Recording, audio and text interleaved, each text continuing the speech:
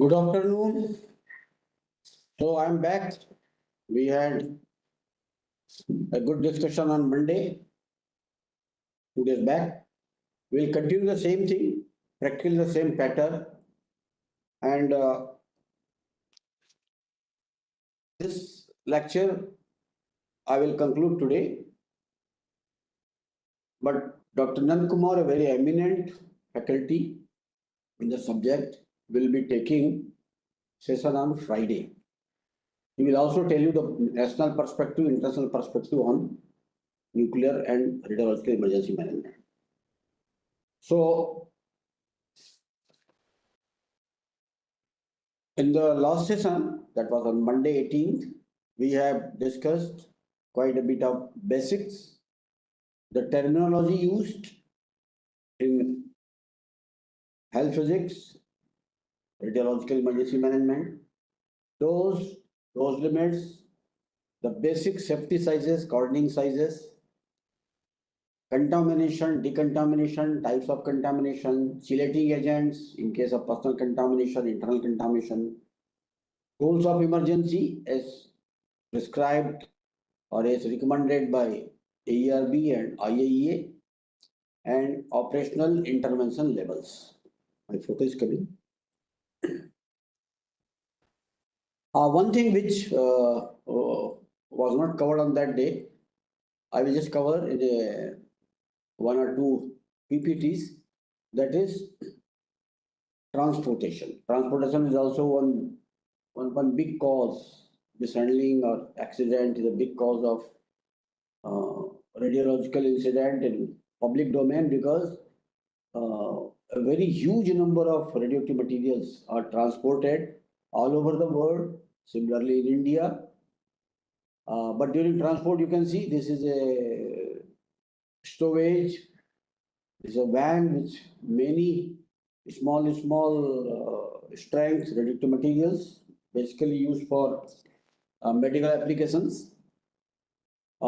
Every transport of radioactive material consignment will have the driver or the vehicle attendant should have permission for transportation, transport index, term card. The driver should be trained on basic safety. Driver should also have the information on emergency contact details in case of something happens or the vehicle is immobilized. Then the emergency contact numbers for the purpose of consigning and consignor should be used. But anyway, in general, the system for emergency management in case of any radioactivity involved is known. All right, these are the various types of packages one can see. All right, this is accepted package. These are all type A packages, which has been discussed in the earlier time. This is one of the varieties of industrial package.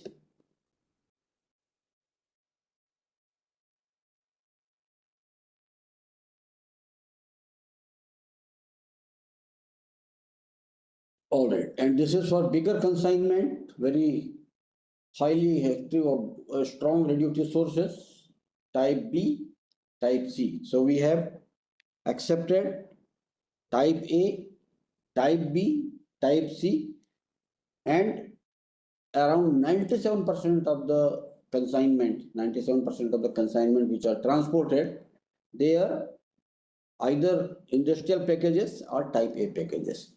Only some 2-3% of the packages, 2-3% of the consignments are highly radioactive. I mean, highly radioactive means they will have big hazard. And one of the most common is radioactive waste or spent fuel generated in nuclear facilities like nuclear power plants. Okay, these are the drums which are used for storage and handling of low activity solid waste. Okay, now in case of any shipment, if that is involved in radioactive, that is involved in an accident, rely upon the recommendations provided by the truck driver. Safe working distances should be followed during during the okay, okay, during barricading or during cordoning area, the wind direction should be kept in mind. And if radiological measuring instruments are not immediately available, which is most likely will be the case in most of the cases in public area, because the arrival of responders and instrument and the person who knows all this takes time, then the nearest emergency response center should be first contacted for assistance. Okay. Okay. Now various agencies like Department of Atomic Energy, Police, National Disaster Response Force, and Fire Department, they all have roles in management of radiological emergency. ERC main role is they will immediate DA will see, you can see the green color matches here. DA have the responsibility through their CMG to nominate the nearest emergency response center or radiological emergency response center that all over India they are spread. All the nuclear facilities are also having the ERC facility who will provide their expertise and maybe the basic instruments. Then the police,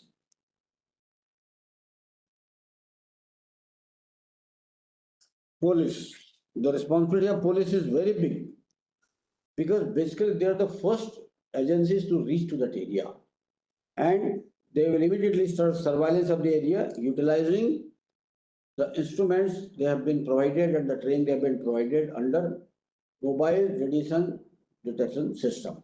Now we are going to discuss these things in a slightly, quite elaborate after maybe 5-7 slides here.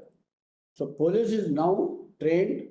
Police has another big advantage is they also know how to take care of law and order, and the public in that area will definitely have to listen to police. Okay, they also have to nominate officials for emergency management. You have to nominate an officer who will be there, and in the setup under the incident response center system IRS, there is one responsible officer and another one is IC. The police normally the responsible officer is the area district magistrate, and the IC is normally incident commander is always a police officer, senior police officer. So that combination is important. That combination is used in case of radiological emergency management in public area. NDRF.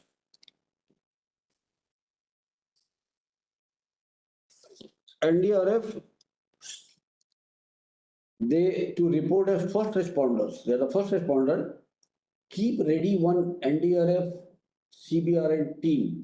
Now NDRF, we all know there are so many battalions and there are so many teams which are located, which are positioned at so many places depending upon their requirements. Like we have a battalion in close to Pune in Maharashtra, but team in Mumbai. All right. So their nearest CBRN team will be activated. They will reach with all the instruments. They take care of all radiological, chemical, and biological. And the other stakeholders, will participate in the emergency management. I have one question. What is the use of fire people? What is the use of fire services people? If anybody knows, you can type your answer. I will give maybe 10-15 seconds. Just see anybody take the chat box. What is the use of fire people?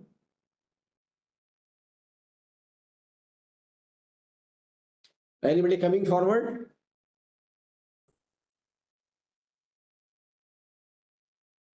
No?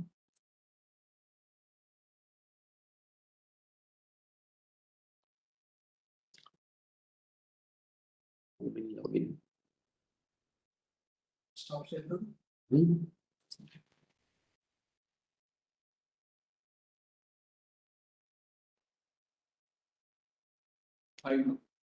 Okay, my question is, My question is, fire people have to reach to that area, ground zero. Question is, what is the use? What service you expect from them? Anybody guess or any answer? You can type your answer in the chat box.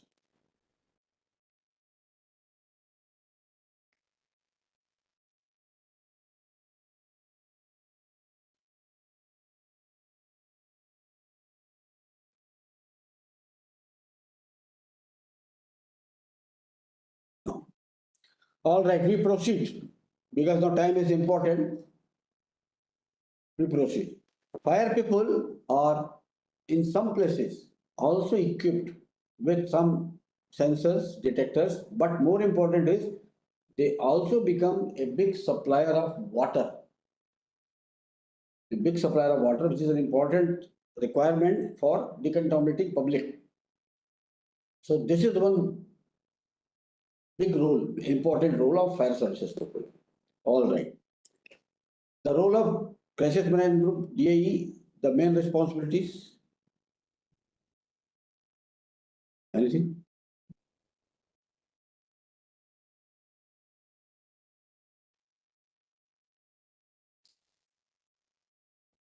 Yes. We'll go back. We'll go back. PPT.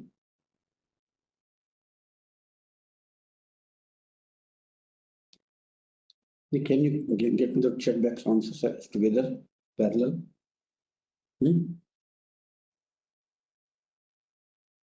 Also, can you come to the chat box now? Ajay, just hold on. I will read it again.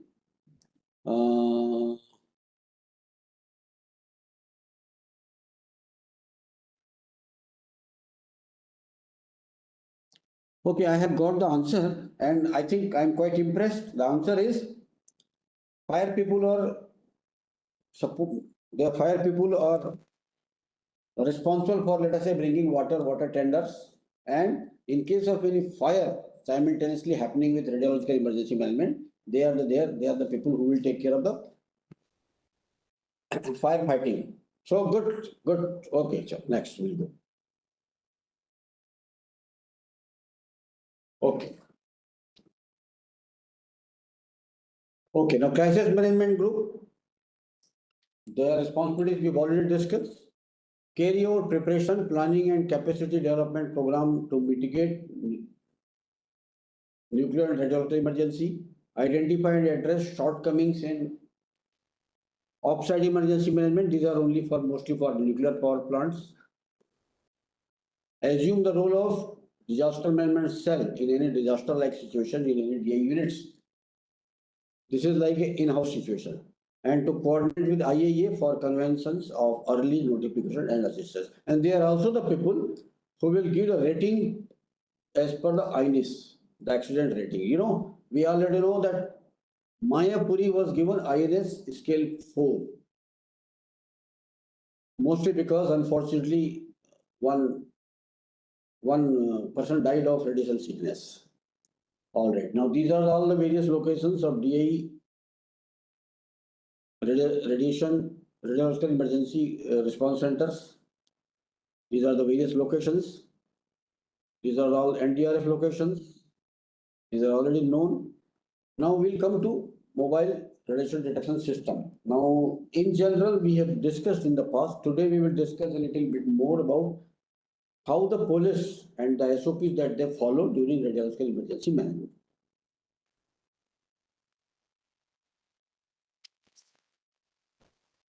All right. So the locations are known to you that this basic equipping like empowering police for radiological emergency management has been done in 56 cities. That includes all the capital cities, all very crowded cities, and a few cities which are added based on the security recommendations. Okay. Big cities have been given like 60 vehicles equipped, next 40 vehicles equipped. This is basically the patrolling vehicles or the surveillance vehicles have been given vehicle mounted radiation detection instrument which only detects and gives you alarm and light. Based on that, the nearest police station will come and do the further measurement and take further action. Okay. So these are the places, these are the cities.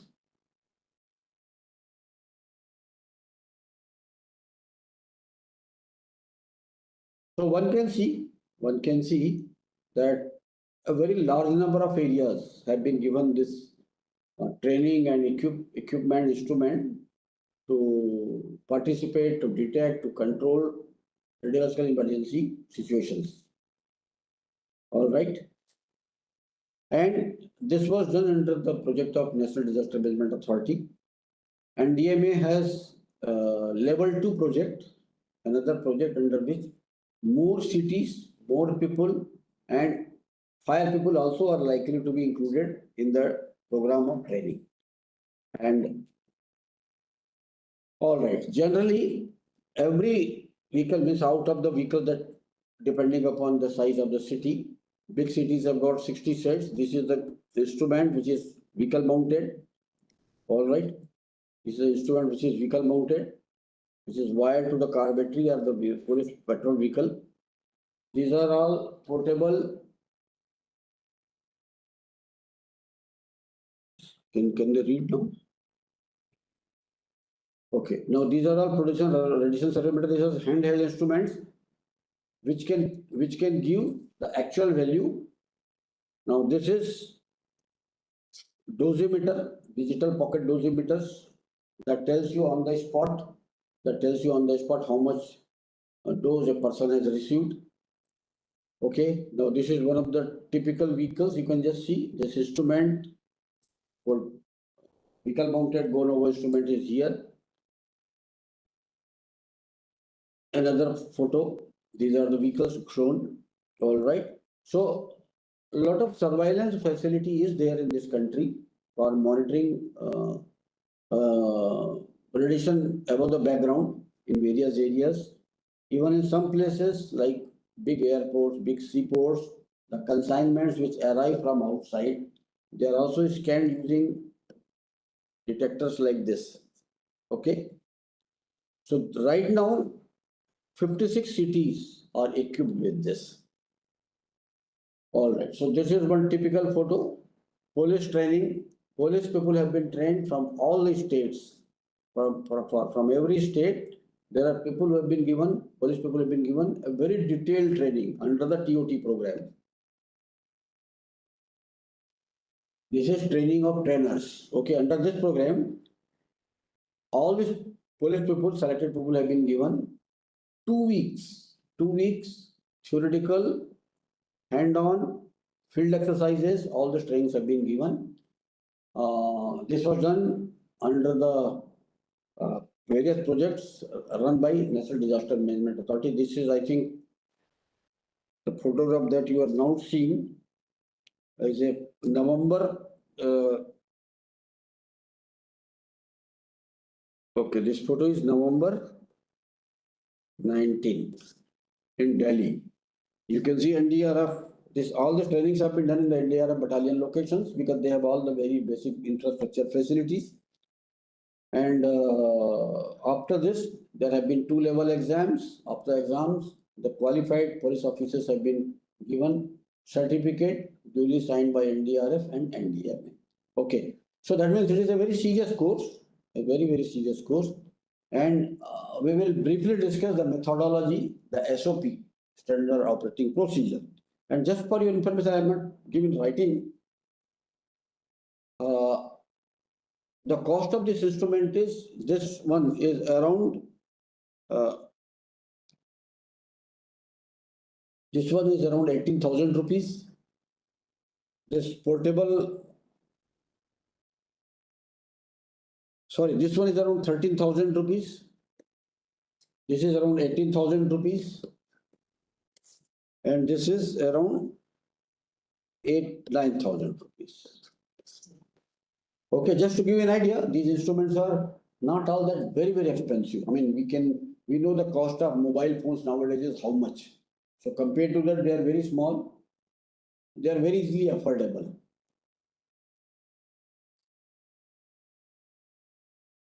All right. The basic methodology is if a petrol vehicle, police surveillance vehicle mounted with this radiation detection instrument, which is called go-no-go instrument.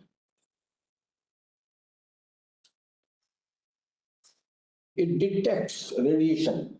That is, it gives alarm and it gives red light. There, the police driver or the police, another officer sitting in the vehicle will be able to notice and he should not ignore it. So on detection of radiation levels above the set values, the police will be responsible for initiating the measures on handling of radiological emergency. Now the thing is, the moment the red light comes, the go-no-go instrument starts blinking and it starts giving you alarm, audible alarm. Radiation emergency is not declared. There's a process. It is a graded system, it's a process. We'll see it now. Other stakeholders, NDRF, district administration, state administration, Department of Atomic Energy, CMG, NDMA, etc. should be involved based on the situation. Okay, so there is one standard operating procedure drafted by a committee which is given to all the police people. It is available in English and Hindi, and all the state people have been requested to translate it into their local languages. Okay, so it is a graded approach. The graded approach in the SOP, it is a four-level emergency declaration process. All right. So first is the moment go-no-go instrument becomes,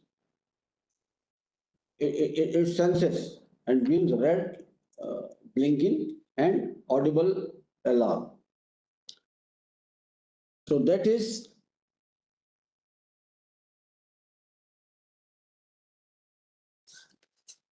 presence of go-no-go detector is, this is called, we call it as per SOP, the terminology uses alert level.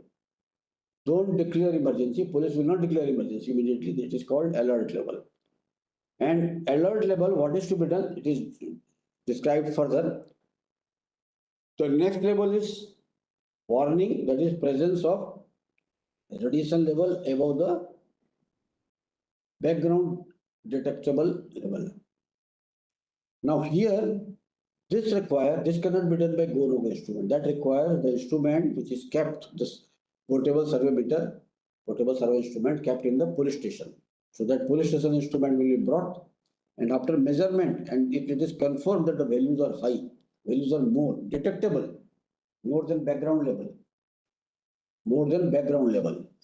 okay, then it is called warning. Now the issue is becoming serious. But suppose it says the background level is not there, then this is another situation, that how then we got alarm, then we got alert in the go-no-go instrument. That has to be analyzed. And on detection of radiation level above BDL due to malicious act, orphan source, accident involving radioactive material, etc., radiation emergency or radiological emergency is declared. Now it has become full-fledged radiological emergency, and then the protocol has to be followed. SOP has to be followed. And if the values are very high, the values are given down the line, then it is called high radiological emergency. That means the SOP says the police will act in a graded manner, and there are 4 grades: alert, warning, emergency, and high emergency. Okay, they are described further. Then comes at the end, normalization and termination of emergency. All right. Now, further we are going to discuss the various stages of alert, warning, emergency, and higher emergency. But they are part of the annexures in the SOP. But let us go as per the SOP book. One important stage is normalization and termination of radiological emergency. This is a very important stage. See, the declaration of an emergency has to be done in a very, very conservative manner, and that has to be done in a very time-bound manner, very fast. However, normalization and termination of radiological emergency is done after everything is cured, everything is checked, all the stakeholders have given their opinion, regulators, safety people, police, state government, everybody, all stakeholders, let us say medical people, everybody is um, involved in the consultation, everybody's role is involved in this, and then the termination of the radiological emergency is done, and mostly it is done in a phased manner. If a large area is affected, then the whole area cannot be cleared maybe in one go. It has to be done very, very slowly. All right. The procedure for management of different possible situations related to any radiological emergency are covered in this paragraph. It is given in chapter 4 of the SOP that if all the instruments, a very important thing in radiation instrument is they have to be kept always in a poised condition. They have to be kept always in working condition. How will we know that the instruments are in working condition? So we need to bring some radioactive material. We have to bring some radioactive material close to it and see the instrument is responding. That means if the instrument is not responding to a radioactive material, now these radioactive materials which are brought for taking purpose, they are called check sources.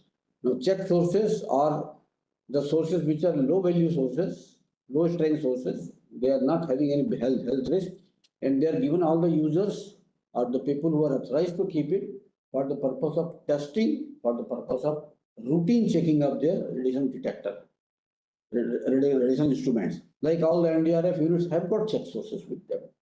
Okay, so if the go-no-go instrument does not detect during check source, that means this requires recalibration or repairs. All right. So this is one important aspect that the radiation instruments have to be kept in working condition, and for that, apart from normal power check, physical conditions, they also require check sources for checking. Okay, then the startup check, that means when the instrument is started, let us say when the petrol vehicle, police petrol vehicle, the driver comes and switches on, the go-no-go instrument should at least show the green light. If it does not show a green light, that means there is something problem. It is not getting power supply, either wiring problem or battery problem. But it has to be assumed that it is not in good working condition, and that has to be confirmed. And the SOP also says who is responsible for it. The SHO, that is the station house officer, has to make sure that this is in good working condition. Okay. Then periodically check all the instruments. It is given in detail further. Record, I mean, all these aspects are covered as annexures. Okay. Availability of trained personnel, survey instruments, and personal protective equipment in good condition. These are all to be done by the station house officer. Record in vehicle and area police station diaries and report to IC in case of any situation. Now, procedure to be followed during patrolling. If the alert level comes, that means if the go-no-go instrument gives red indication and audio alarm, then the first responsibility is the responsibility of the police driver or the person who is sitting, police officer sitting in the vehicle, that this is taken proper notice, and under any condition this should not be ignored. Then do not ignore. This is a general principle followed all over for the purpose of any checking, monitoring, surveillance, that you do not doubt an instrument or indication first.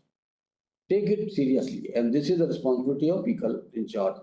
Record the location, date, and time of the alarm. That means immediately notice where the alarm came, because the vehicle is moving. It should not happen that one notices after so much time, and then the confusion starts where the further investigation measurements are required. Okay, then on getting an alarm by the petrol vehicle, what is to be done? Stop the vehicle Now, police have got their own mechanisms, their own ways of suspecting the situation and going further. The vehicle in charge will stop the vehicle, and the police patrol vehicle will stop, and they have to go further.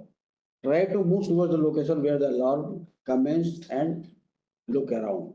Look for any suspicious thing, whether the alarm is, and just to confirm. I don't say doubt in a lot, but just confirm. Then reset the instrument. The instrument has got reset thing, and if the alarm comes again, appears again, that is way of reconfirmation of the edition and the location. Okay, and then communicate as per the communication protocol. The communication has to be done as per a protocol which is recommended in this SOP. Okay, this is described in SOP book itself under one annexure. Isolate the area. Now this police has got a big role, and police will find it, I would say everybody else will find it difficult to manage. It is the police people who can only do it. Isolating the area, keeping people away, and then uh, detain the people in that area. This cannot be easily done by a civilian just like that. It requires involvement of police or the police directly. Then survey the area, because by the time station people have come with their instruments, detailed instrument, that instrument area, with that instrument area has to be surveyed. Here the people who have been trained by NDMA under the TOT or further trained for instrument handling will play the role. Then the further details are to be done as per the description given in the paragraph. Record the event and submit in the format. But see, any incident, event reporting is very, very important, because that tells you for further analysis, it is a record, and in case of public area, it is also used in forensic investigation. Okay. If the radiation value is about 10 millisieverts, now this is involving the actual value. When the measurement is done, and in that area, if we get a typical value of 10 microsieverts per hour radiation dose rate, then the warning level comes, and emergency or high emergency has to be further designed, because the lower value is 10 microsieverts, okay? But how much more? How much more? That has to be now further come. Then call DAE, communicate as per communication protocol, declare radiological emergency, depending upon high or only emergency, then barricade that area as per protocol. Now, these are the various steps given. Approach the suspected location, resize the barricade after measurement. Identify hotspots. Yesterday, Monday, we had a brief mention about this place, hotspot. Hotspot is, well, not a very well-defined word, but hotspot means where are the locations where the radiation values are over. Okay, it could be because some small pieces of source or high pieces of contamination is there. These are called hotspots. Okay, so identify hotspots, and they have to be separately barricaded by the radiation survey and action. Look for any radiation source and confine or shield it as per procedure. So whatever radiation sources are there, now these may not be solid single piece. This could be fragmented. This could be in pieces. This could be, I would say, the debris of the blast, depending upon the type of emergency.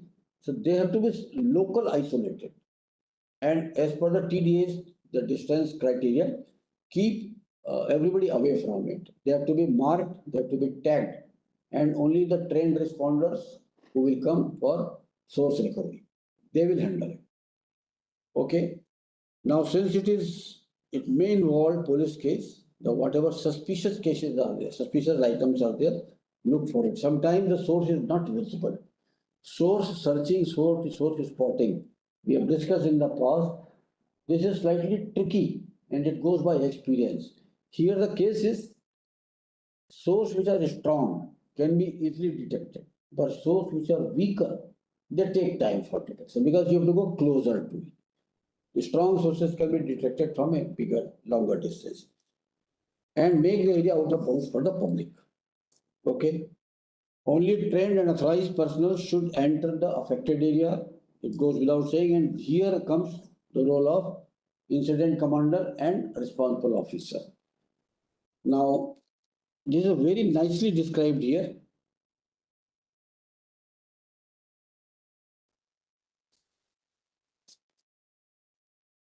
Okay. If guidelines, as per the guideline, if the radiation value or the dose rate is more than 100 millisieverts per hour, only life-saving actions are recommended. If it is less than that, but more than 0.1 millisieverts, or let us say equivalent to 100 microsieverts, then it is like cordoned area inner boundary condition. And then screen the public groups and locations to locate and isolate sources with ambient dose rates above 100 microsieverts.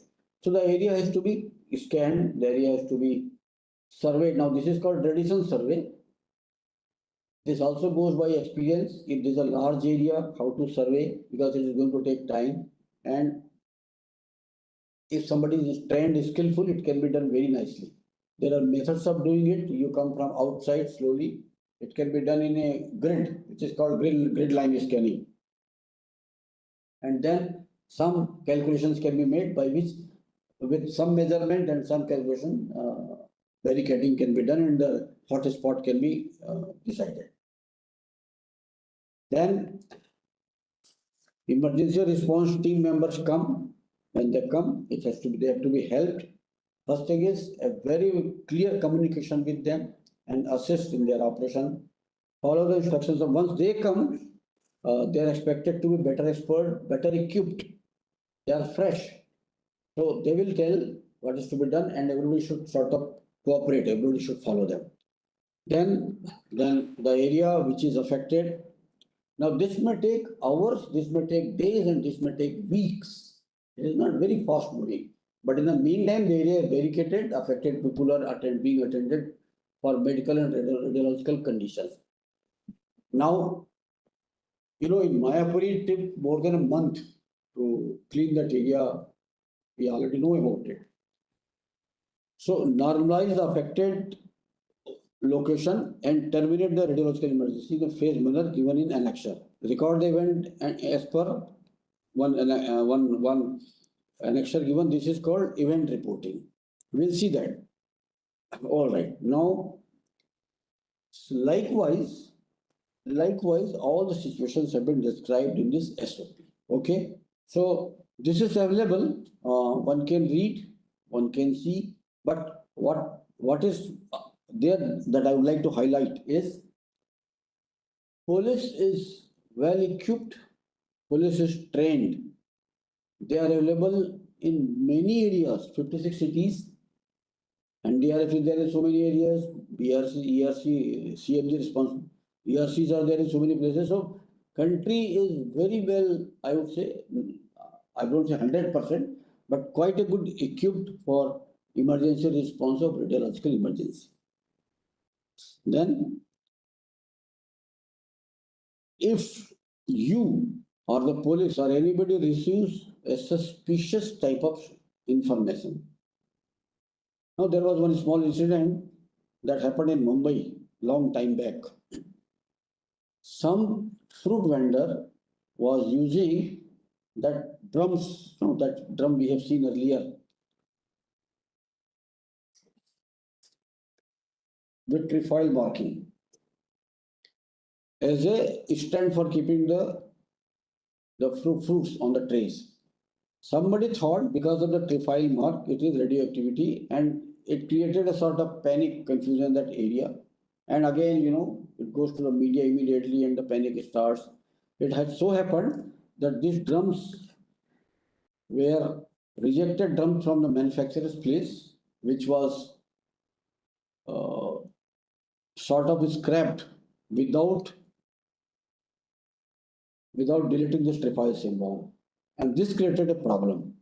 But when the message came that this type of drums are being used, the ERC people, local Mumbai people, they went immediately to confirm. They removed the drum and asked them to paint it because people will not like to give their material just like that. There are absolutely no contamination, no radiation. But these things do happen in public area. A lot of hoax cases. So on receipt of any information which is suspicious in manner, the protocol says what is to be done. But do not ignore. Police cannot ignore any case till it is confirmed to be safe. Okay. So this SOP gives all the information.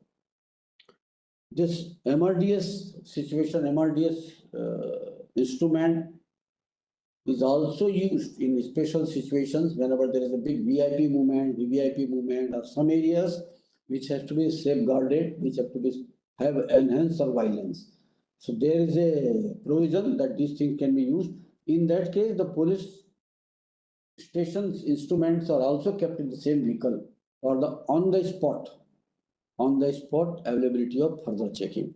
Actually, originally the project was to keep all these instruments on the vehicle all the time in the vehicle. But it has so happened that cost was high and the budget was slightly more. So that is why it was thought it sufficient to keep these instruments in the police station, and the surveillance vehicle of the petrol vehicles will be equipped with only vehicle mounted go-no instrument. Approximately 930 vehicles, not approximately, exactly 930 vehicles or 930 vehicles are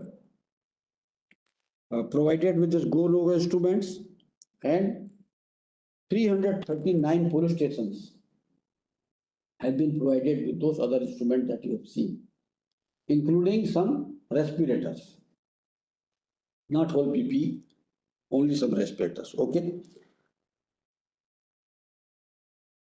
Now this is the coordinating sizes which we have discussed ample number of times, n number of times. We will not revise it. Okay. Now this is an annexure in the SOP which says how to verify that the radioactive material is legitimate. That means under the regulatory control and authorized. So there is a method. One should know around 100,000 radioactive packages are transported. Nowadays I heard it is around 1.3 lakhs radioactive packages are being transported in India from one place to another place.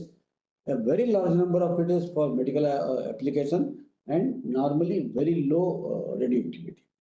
So there is a procedure given for it. And the one thing is the documents available with the consignment or consignment truck driver like, and it can be cross-checked immediately with the consignee, consigner, and Atomic Energy Regulatory Board, who will be able to verify it at the earliest because they keep the whole record intact. Okay. Now this is for guidelines on management of the further Annexure 8. This is again we have discussed. Now the stakeholders to be communicated. Now this is a communication protocol Annexure 9. Under this protocol, if the incident site is here, then the suspected message radiological should go to police station. Police station will activate their MRDS system, and police control will in parallel communicate with NDRF, CMG, Crisis Management Group, DAE, ERC. If they are aware, the nearest ERC. Otherwise, CMG will also identify ERC. They will inform them. SDMA, DDMA, NDMA, and other emergency services. Now here, it could be fire stations.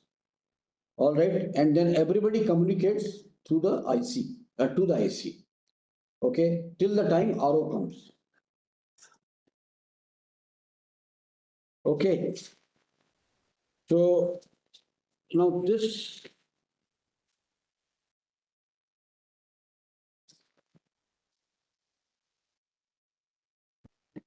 aspect, as a knowledge, as a general knowledge, we all should know who are all involved in the radiological emergency management. But this SOP also gives you enough strength, it also gives you enough knowledge as to how to manage a situation with minimum instruments. One question routinely asked is, very routinely asked is, if you come across a situation or potential situation and you have absolutely nothing with you, no instrument, no details with you, how will you respond? How will you manage? Now, all of you are now, I would say, learned in all the aspects of CBRN. So this should be easy for you to handle. So first thing is panic control. Second thing is, as far as possible, use the TDS principle. Go for barricading, communicate, and try to get some immediate local volunteers who can help you in communication, help in barricading. Like that, you can go. I mean, this is service to the community, service to the nation, and the best utilization of your knowledge. All right. So when the first responders come or when the police come, this is the algorithm they follow. This also we have discussed earlier. And this is the drum I was telling that created a confusion in a post area in Mumbai. Okay, the drum found out a place as a scrap and somebody used it for decorating the shop. All right, so this is, I would say we have come to the last PPT, which is, I think, a very happy PPT for all of you. So here, we have some time. Now we have gone through a complete grind mill, radiation, radiological situations, emergency, radioactivity, instruments, and now we are discussing the emergency and emergency management in an integrated manner. So we have some time. We are going to have another, maybe almost a final lecture on Friday by Dr. Nandakumar, a very prominent speaker, a very good faculty. And then we are going to have one dedicated question answer session also one day. Regarding your other part of the program, that is seminar, sooner you all will be receiving the notification from HBNI help desk. They will tell you about seminar schedule and format. Then the question answer thing. Question answer thing, we are going to have live question answer that we already had once in the stage one. Right now, if somebody wants to flag any point or any question, I will try to discuss. I think you are all now trained managers, so you can write your question.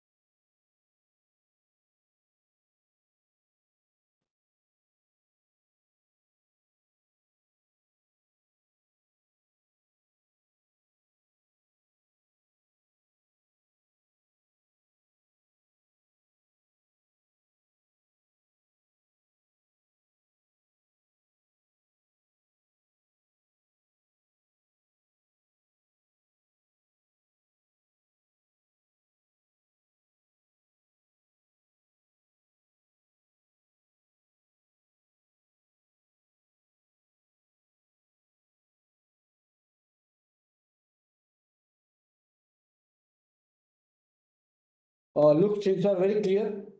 There is no doubt in anybody's mind. So we'll close now. So thank you very much. We will all join on Friday for the next lecture by Dr. Nand Kumar. If you still have any question that comes to your mind, please you can email to HBNA help desk. So thank you very much. Bye bye.